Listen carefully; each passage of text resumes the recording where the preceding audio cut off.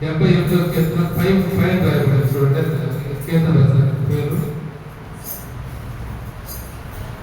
ఎవరు రాశారు? Asaph. Asaph ఎవరి గురించి రాస్తున్నాడంటే దావీదు గురించి రాస్తాడు. దావీదు యొక్క గొప్పతనాల గురించి రాస్తున్నాడు. ఒక కవి మరొక కవి గురించి చెప్పడు, ఎందుకంటే ఇతను తగ్గిపోతాడు. ఒక సేవకుడు మరొక సేవకుడు గురించి గొప్పగా చెప్పడు, ఎందుకంటే ఇతను తగ్గిపోతాడు. ఒక మంచి వ్యక్తి మరొక మంచి వ్యక్తి గురించి చెప్పడు, ఒక చెడ్డ వ్యక్తి మరొక మంచి వ్యక్తి గురించి చెప్పడు. అంటే ఇక్కడ ఆసాఫు చూడండి దావీదు గురించి ఎంత క్లియర్గా చెప్తున్నాడు. అంటే దావీదు గురించి చెప్తే నేను తగ్గిపోతాను కదా అని అనుకోలే.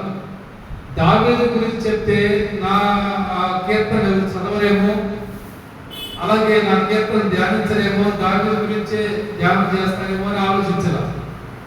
ఇక్కడ ఇతను చెప్తున్నటువంటి ఆసాఫ్ చెప్తున్నటువంటి గొప్ప మాటను మనం గమనిస్తే ఆ మాట ఇక్కడ రాయబడింది.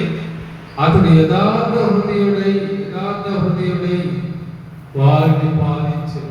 ఎవరిని పాలిస్తున్నాడు? దావీదు యథార్థ హృదయుడై తన ప్రజలను పరిపాలించాడు.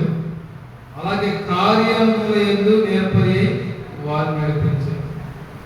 అంటే మిగతా రాజులు నేర్పరులు కాదంటే వాళ్ళకు తగ్గట్టుగా వాళ్ళు నేర్పరు, కానీ దావీదు దేవుడు ప్రత్యేకంగా అది తప్పించేస్తుంది.